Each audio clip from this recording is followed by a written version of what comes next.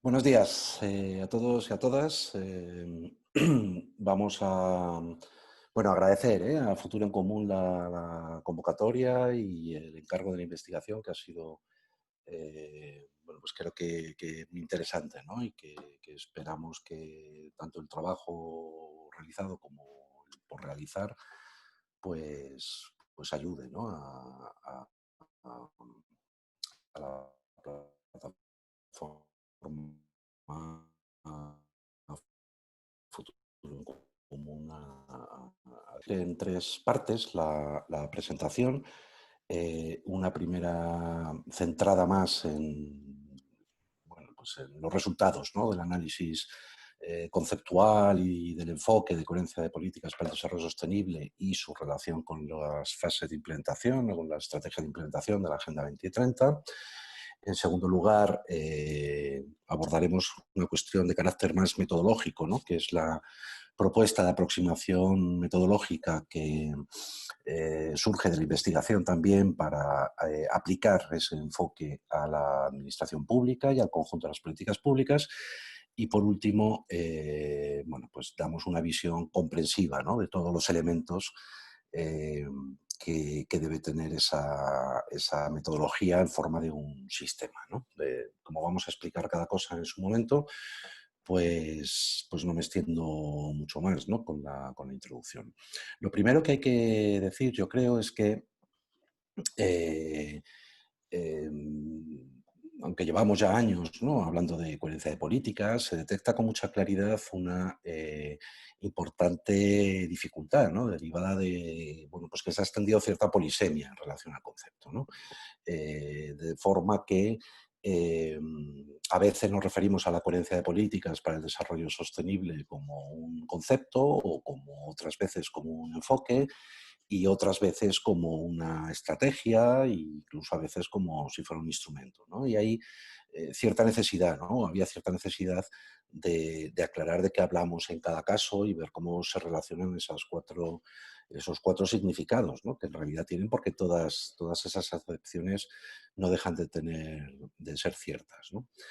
Eh, por lo tanto, lo primero y de manera muy resumida, ¿no? El concepto de coherencia de políticas para el desarrollo, que será pues más familiar, ¿no? Para aquellas de vosotras que vengáis trabajando en el ámbito de la cooperación al desarrollo o de aspectos relacionados con la política exterior, pues un concepto que surge en 90 y finales de los 90 en el ámbito de la cooperación al desarrollo, en el ámbito de la OCDE también y del Comité de Ayuda al Desarrollo.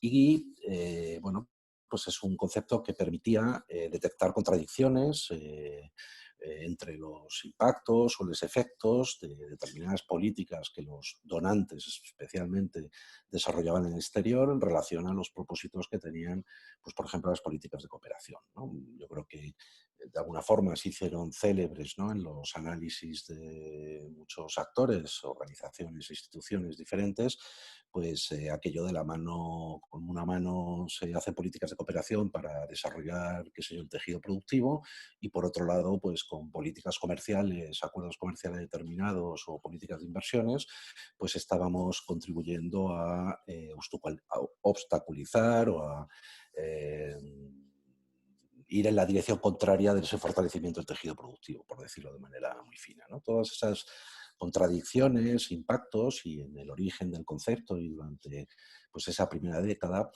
presentaba un claro enfoque en lo que eran políticas exteriores e impactos en terceros países, digamos, ¿no? En países distintos, ¿no? Y así, pues la Unión Europea, por ejemplo, pues inicia algunos de esos análisis, pero también otros países, incluso desde los países del sur global se empiezan a realizar algunas propuestas de demanda, ¿no? De demanda de coherencia entre las distintas políticas con que los países del norte impactaban o tenían influencia en los procesos de desarrollo del sur, ¿no?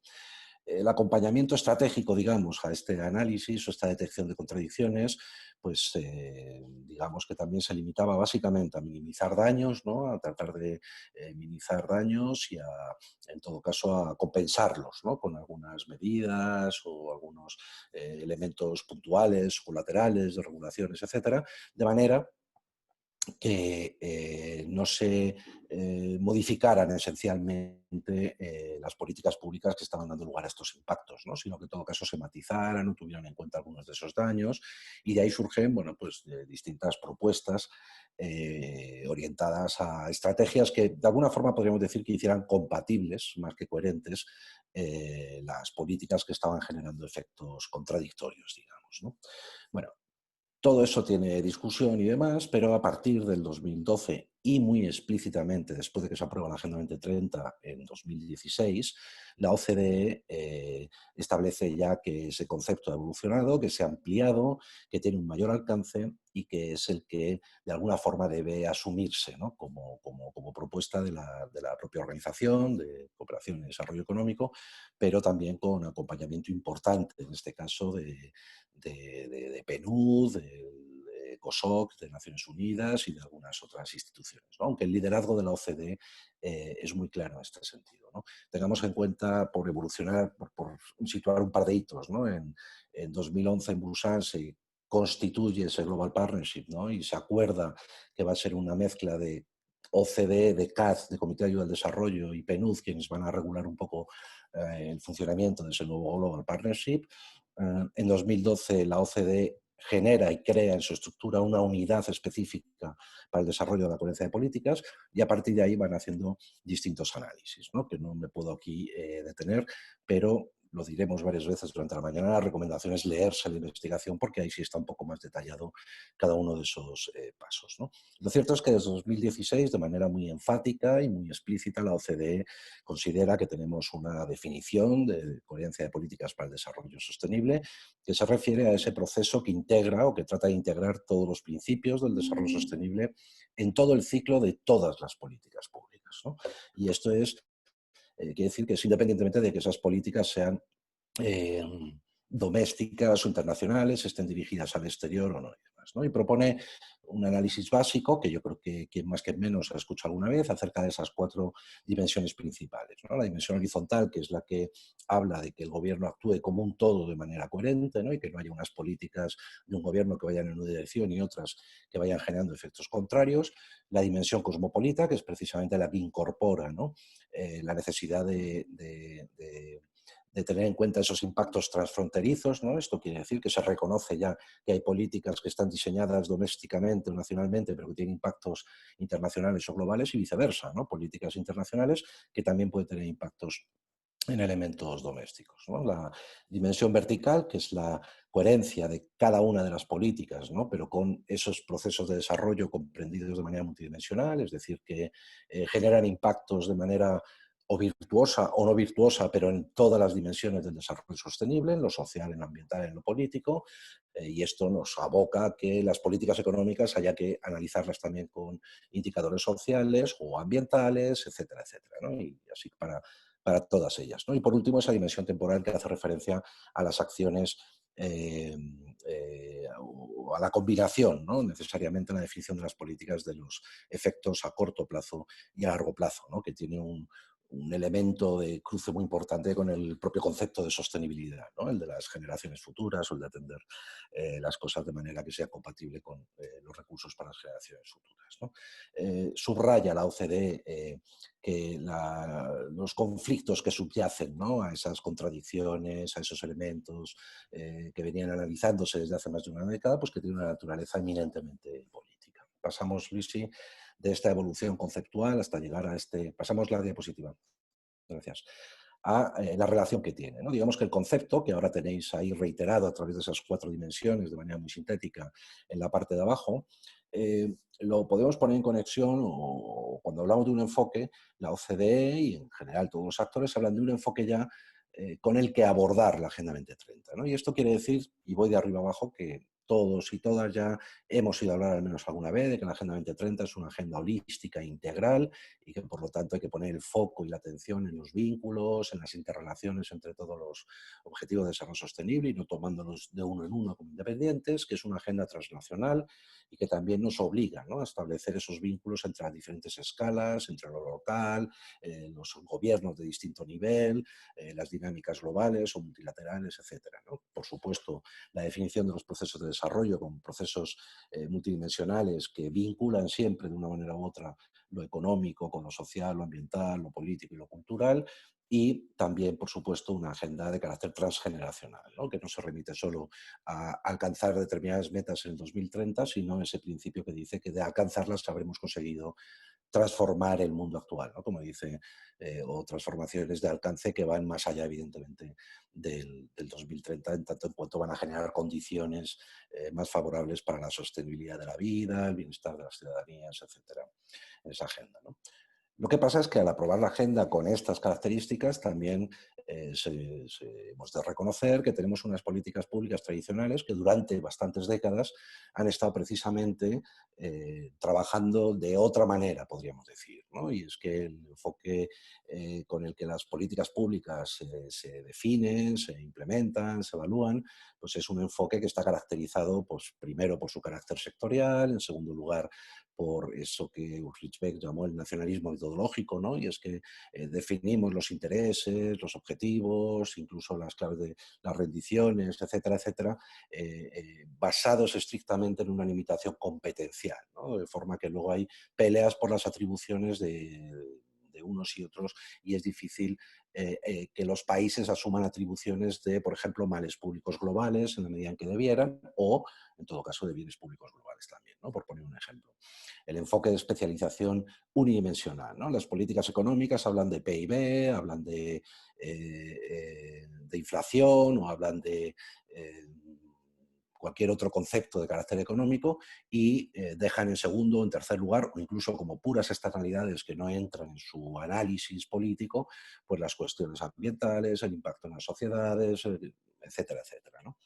Y, por supuesto, todo lo que tiene que ver con el enfoque de corto plazo, ¿no? Que también sabemos que el predominio de los plazos electorales, en los últimos tiempos, esto que se conoce como la espectacularidad o la espectacularización de la política, ¿no? La política de grandes efectos, etcétera, o esta lógica también muy electoral del atribucionismo, ¿no? De yo a mi mandato y a mi gestión me atribuyo X cosas, pues son enfoques bastante contradictorios con lo que la Agenda 2030 propone y es, ¿no? Por eso, ahí, si veis, si lo analizáis despacio, hay una correspondencia, ¿no? Entre lo que la dimensión horizontal puede hacer ante las limitaciones del enfoque sectorial, lo que la dimensión cosmopolita del concepto y del enfoque de coherencia de políticas puede hacer frente al nacionalismo metodológico, la vertical frente a la especialización unidimensional y la temporal en relación al enfoque de corto plazo. Lo importante de esto es que entendamos que la coherencia de políticas para el desarrollo se muestra como un enfoque de transformación de la política pública, ¿no? Y principalmente de transformación de los elementos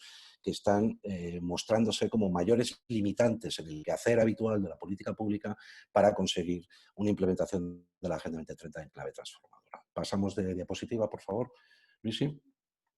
Y resumimos ahora, porque en la segunda parte vamos a ampliar un poco más, las otras dos acepciones, ¿no? O significados de la coherencia de políticas para el desarrollo. Cuando nos referimos a ello como una estrategia concreta abordada por un país o por una institución para poner en marcha ese enfoque, o cuando nos referimos a alguno de los instrumentos que a veces aparecen, ¿no? En las conversaciones también, ¿no? Son súper célebres por los instrumentos, por ejemplo, la elaboración de nuevos marcos para la compra pública ética, bueno, y otros, los presupuestos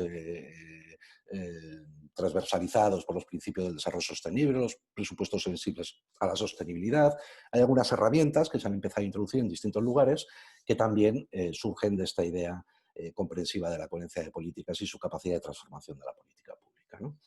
Básicamente es un trabajo que ha costado, bueno, la semana pasada misma, ¿no?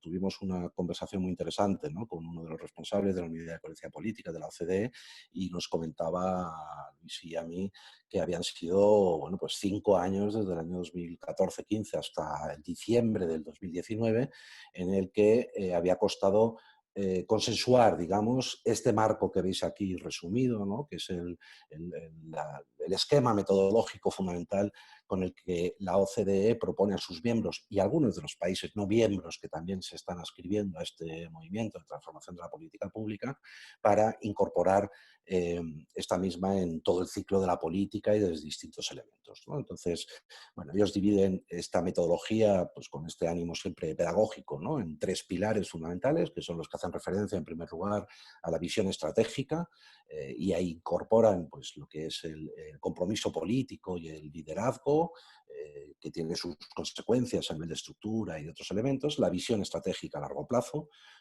que ayude a trascender esos ciclos más cortos de planificación política, y la integración política entre las dimensiones económica, social y ambiental, ¿no? De las políticas públicas. Bueno, pues todo eso debería, según la OCDE, configurar un nuevo marco estratégico, una nueva visión estratégica acerca de qué es lo que los gobiernos pueden hacer una vez que adoptan este enfoque de coherencia de políticas, ¿no? Ellos sugieren también elementos desde el punto de vista de la gobernanza institucional o elementos institucionales concretos que se incorporen, ¿no? Para conseguir hacer realidad en el ámbito estructural, orgánico de los gobiernos esta nueva visión estratégica.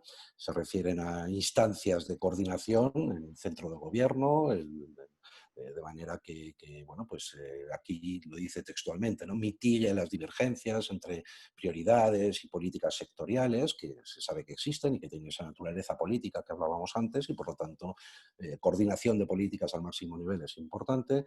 Luego, todo lo que tiene que ver con la acción multinivel, ¿no? El incorporar y promover la coordinación de acciones con los distintos niveles de gobiernos en un territorio nacional, y lo que tiene que ver también con la alianza o las alianzas de actores múltiples, ¿no? También para conseguir que esto de verdad sea un movimiento, digamos, de carácter político o ciudadano, para que me entendáis, y no solo político institucional o técnico político en el marco de lo institucional, ¿no? Y en último lugar, pues lo que se refiere a herramientas más concretas, ¿no? Que, bueno, pues informes, ¿no? Que estén muy orientados a la toma de decisiones para que puedan ayudar a incrementar los impactos positivos y evitar los negativos, y todo lo que tiene que ver con los sistemas de monitoreo, de informe, de evaluación, etcétera, que vaya incorporando, bueno, pues evidencias de los impactos de las políticas, ¿no? Digamos que estos 8 elementos, estos 8 building blocks, es el resumen básico del qué partir cuando hablamos de esa estrategia o de ese carácter estratégico que puede tener la coherencia de políticas para el desarrollo en su vínculo con la implementación de la Agenda 2030.